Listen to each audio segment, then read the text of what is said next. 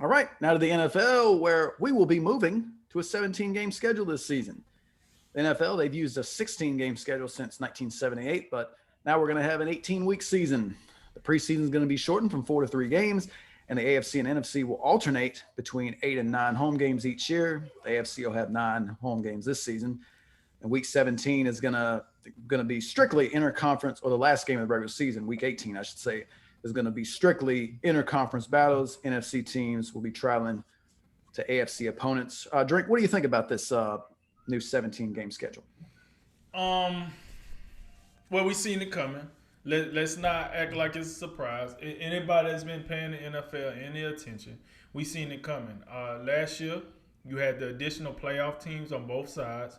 You had the one team, because I think what we got to remember is all this was agreed upon in the same agreement. It's just they didn't do the extra weeks and all that last year. We focus on the playoff aspect last year. Now this year we're going to do the longer season and the playoff aspect. So if we didn't complain about an extra playoff team and one team getting a bye and all that in the playoffs last year, then we really want to throw a fit about the one extra game and the extra week in the season. I mean, I got it, man. This is a rough game, and I understand where the players are coming from. Anytime you can do away without playing an extra game, of course that's what you want to do. That's another game your body gets to miss getting hit. That's another game, you probably avoid an injury, etc., etc. I understand that, but you did agree to this last year. So just because they didn't happen last year doesn't mean, oh, this bull crap, we're getting hosed.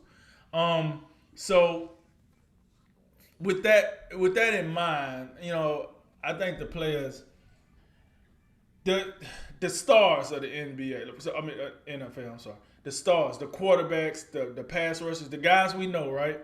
This might be a problem for them. But let's talk about the guys we don't know. Number 53 on the roster. Practice squad guy.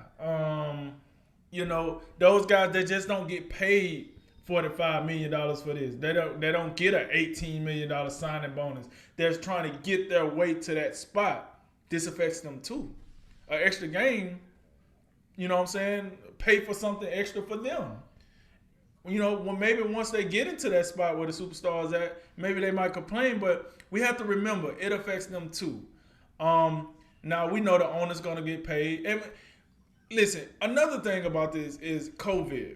The reason the NFL kind of has to do this, the reason they're making this change that's been like this since 1978, is because when COVID came, a lot of stuff changed. No fans. You was making majority of your money from merchandise because it's no live gate, it's no sales, no food sales in the arenas. You don't get none of that for real. Even in the arenas that was like 25%, 15%, whatever the case might be, you're making some money, but you're not making your money back. So we seen this coming. I don't know why everybody's like in arms about it. We seen it coming. Now, with that said, I understand the business aspect of this and all that. But I just got to know, Roger Goodell said this, right? And I asked you about this, and I just want to know your opinion on this. He said the league data traces the highest rate of player injuries to the preseason games. I just got to know, are you buying that from a scale of 1 to 10, 10 being the truest, 1 being just a flat out lie? Like, what are you buying about that? So if I said 5, I'd be pretty close to the middle of just being like sitting on a wooden fence post and not picking a side. Because I haven't seen the data on that, it's hard to like be definitive, but I am skeptical about that. The only thing I guess I could think of is maybe because more players play in the preseason, that's kind of where that falls to. Okay. But I am skeptical about that because something tells me, and I don't know this for sure, but I don't think guys exert themselves like 110% in the preseason. I would think guys it'd be more of a business decision. Because if you're going to get hurt, would you at least like get hurt in the regular season where we're actually like competing for actual wins and losses and playoffs and all the rest of it? that is that I'd like to see that data. I'd like to see it, Roger. Right. And I'm with you on that. So I was curious to see how you felt about that.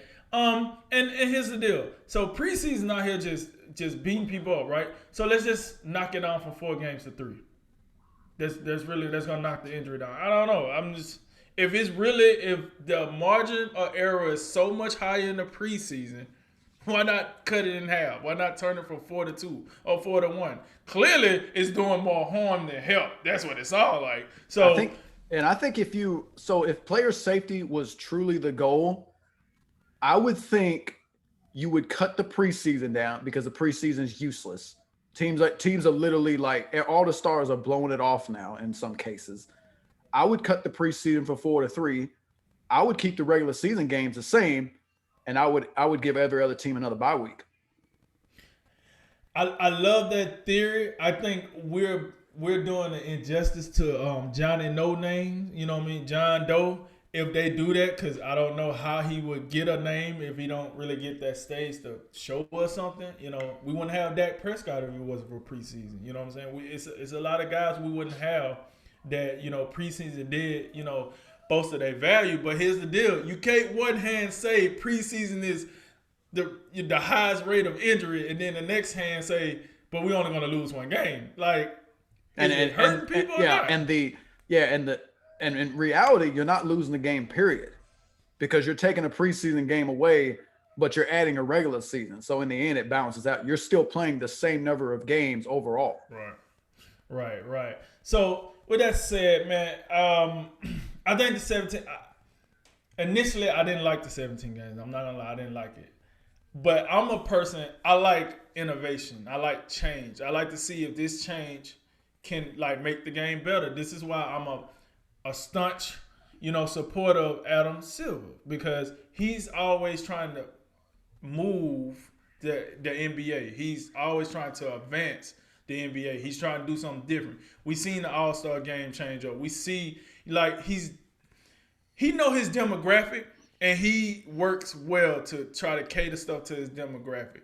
He that guy that got rid of newspaper, and he was on the internet a long time ago. I like Adam Silver because he know when I'm done with cabs, let me get an Uber. He's that type of guy, and that's why I like that. Because believe it or not, the NBA is getting younger. Here in a year or two, they're gonna go back to allowing players come out the NBA, come straight out of high school. So that's why I like him. He know how to keep it moving in the right direction. Not saying Roger Goodell don't do that, because the NFL is the most profitable sports organization out of the 4 major sports organizations. But I just feel like he's not as innovative, but he does seem like he's tried. So anyway, that was my little rant. I like the 17 games.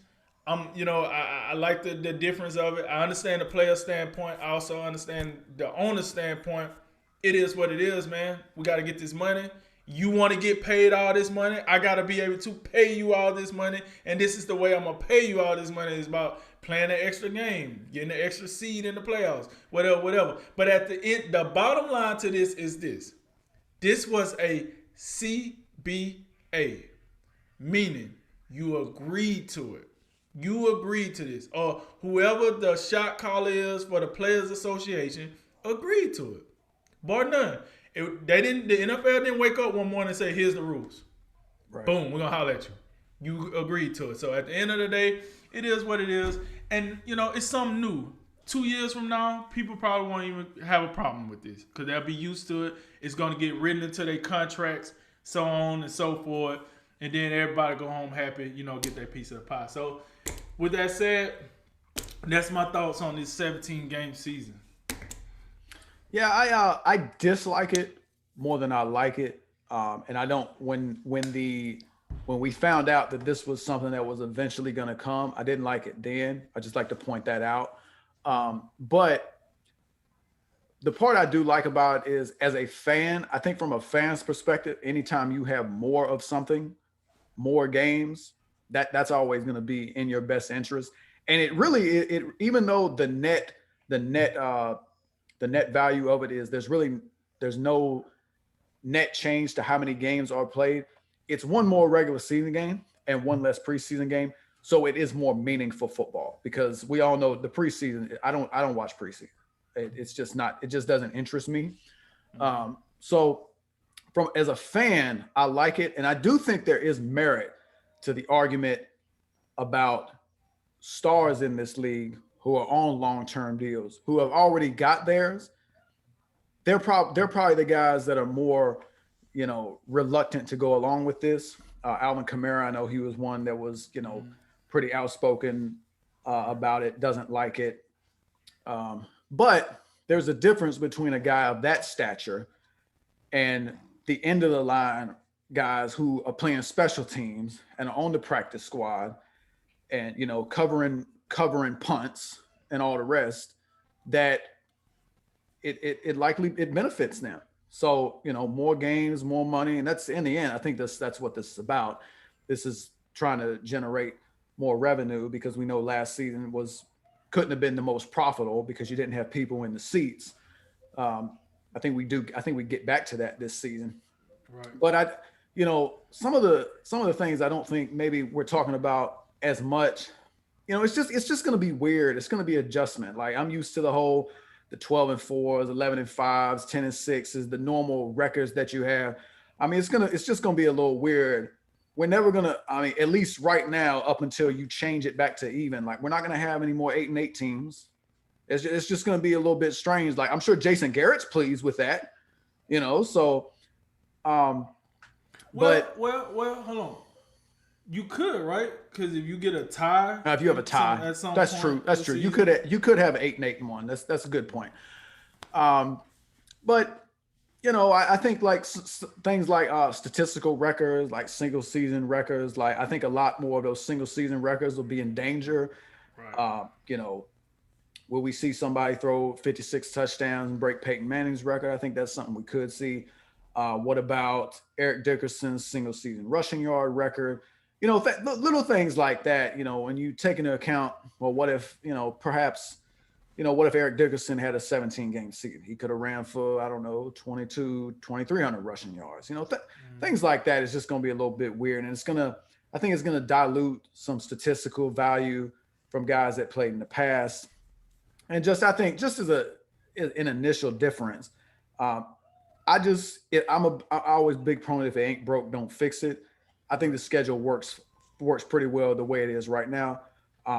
But in the end, as a fan, I'm going to go with the 17-game schedule, and I'm probably going to be pretty satisfied coming from a fan's perspective. So, I do like it on one hand. I don't like it on the other hand. I absolutely see both sides. But in the end, it's a business decision. And the point about the CBA and the Players Association went along with this. That's the big rub. It's not, and the point about the league and the owners, they don't get to make decisions unilaterally. They have to get the Players Association on board, majority of the Players Association, and it would make a lot of sense because there are a lot more guys who, are year-to-year contract guys than guys who are on, 4 or 5 year contracts and are just making the big money. There are more of the rank and file players, so to speak. So it would make a lot of sense that they would be for this. And those are a lot of times, those are the guys we don't hear from. So I'm sure there's a lot more players that are okay with this, even though it'll probably be a little bit more harder on the body, even though it's just one more game. But those guys don't necessarily have the voice that an Alvin Kamara does. So, the players overall, they have to be okay with this. Otherwise, it wouldn't have passed.